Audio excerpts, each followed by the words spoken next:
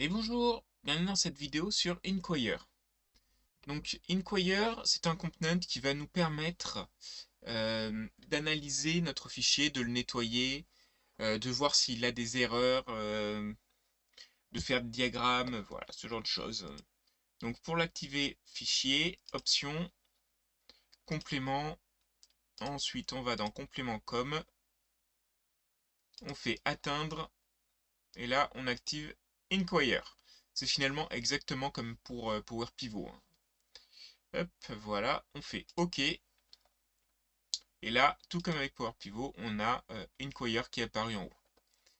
Donc, on a plusieurs options. L'analyse du classeur, la dépendance, comparer les fichiers, donc ça c'est pour les diagrammes, le nettoyage de mise en forme, mot de passe, aide, voilà. Donc on va commencer par analyse du classeur. Donc dedans, je vais pouvoir voir quelles sont les feuilles que j'ai. Est-ce que j'ai des erreurs? Très important ça. Je vais avoir plein de petits trucs à pouvoir regarder à droite à gauche. Puis après, bah, si je veux l'exporter, hein, voilà, je peux en faire un document à part entière de mes erreurs. Hop, refermons ça. On va aller voir. On a bien trois erreurs qui se baladent ici, là, qui sont les trois erreurs auxquelles faisait référence ma dépense de classeur. Enfin, mon analyse du classeur, pardon. Ensuite, on va aller voir les diagrammes. Donc, ça se passe ici dans l'onglet dépendance, hein, enfin dans ma feuille dépendance, pardon. Et je vais attraper les dépendances du classeur. Donc ça, les diagrammes, c'est quelque chose avec Inquire qui a tendance à pas mal bugger. Euh, c'est pas vraiment le truc le plus stable d'Excel, hein. Donc là, on voit que j'ai deux dépendances. Donc externe et workbook. Aucune des deux ne voulant donner plus d'informations sur le diagramme. Donc externe.xlxs, ça fait référence à ce chiffre que j'ai qui se balade, que j'ai récupéré d'un autre classeur, tout simplement.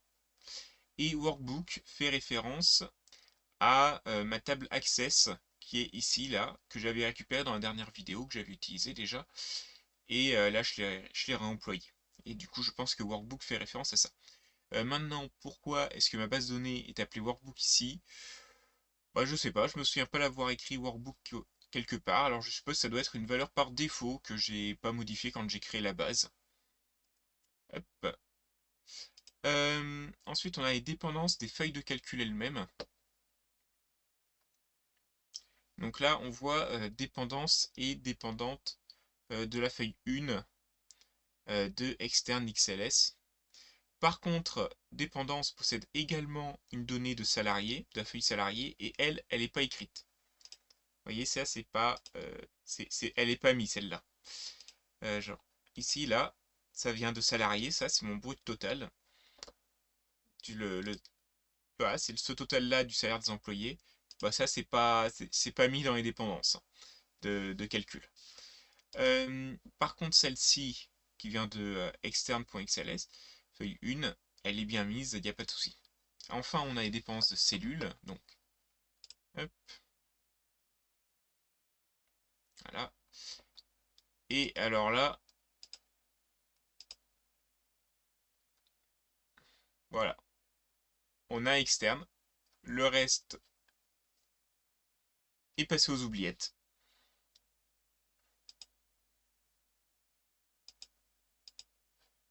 Voilà, c'est génial.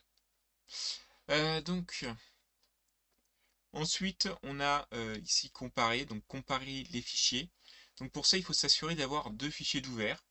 Si les deux fichiers qu'on veut comparer ne sont pas ouverts, on ne pourra pas les comparer.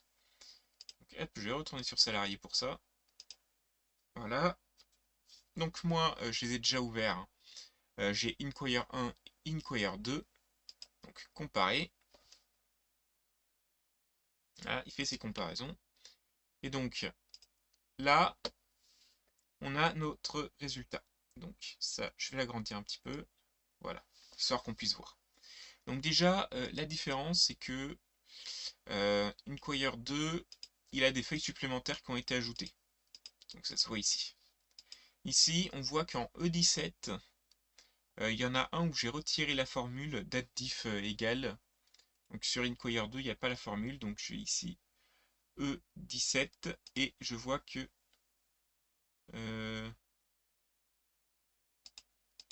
non, ok, ici. Autant pour moi, j'ai pris l'ID comme c'était le numéro de la ligne. Donc du coup, E17, on voit que j'ai juste un numéro 3, c'est égal 3.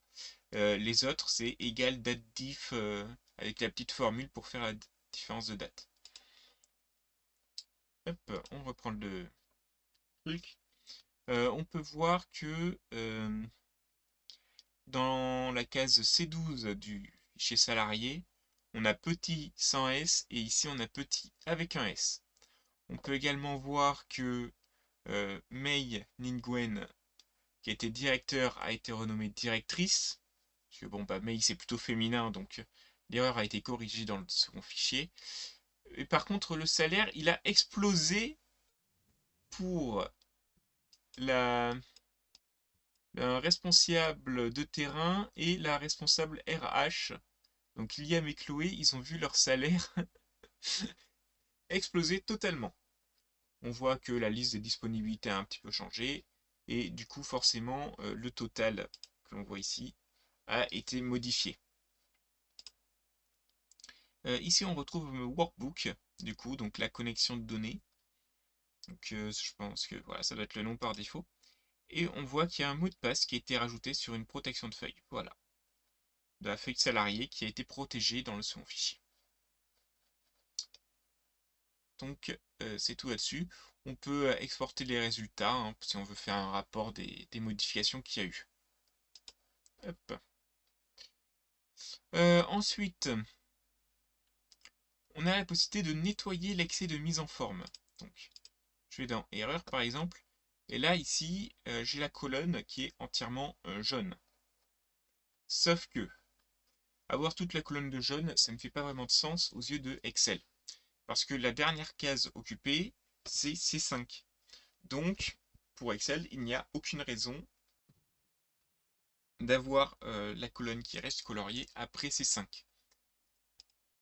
Donc, nettoyer l'excès de mise en forme, appliquer à la feuille active, et voilà, ça m'a retiré ce que Excel a considéré comme un excès de mise en forme. Alors, on peut en trouver d'autres, hein, des excès de mise en forme. J'ai juste pris lui pour l'exemple, c'est très, très clair. Ensuite, on a la petite aide.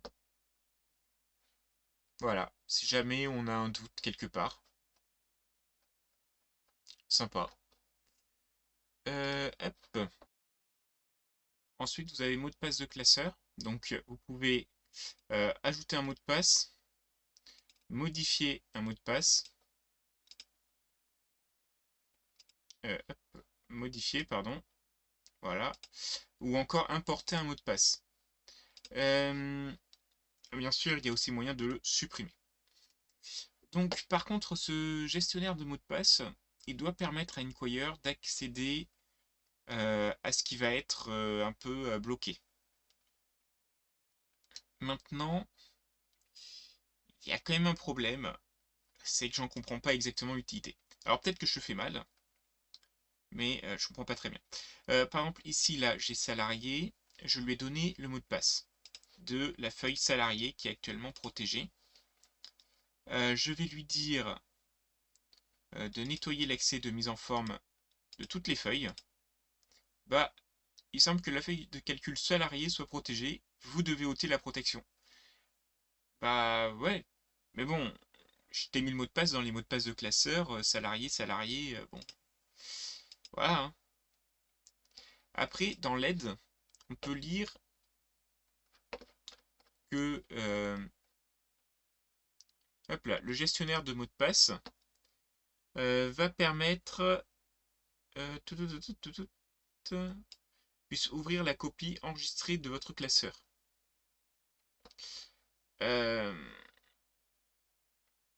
Pour comparer des mots de passe des classeurs protégés par des mots de passe. Le problème c'est que quand j'ai essayé, bah, si le mot de passe, enfin si le classeur il est fermé, il n'y a pas accès. Et si le classeur il est ouvert, bah, il n'a pas besoin du mot de passe. Donc voilà.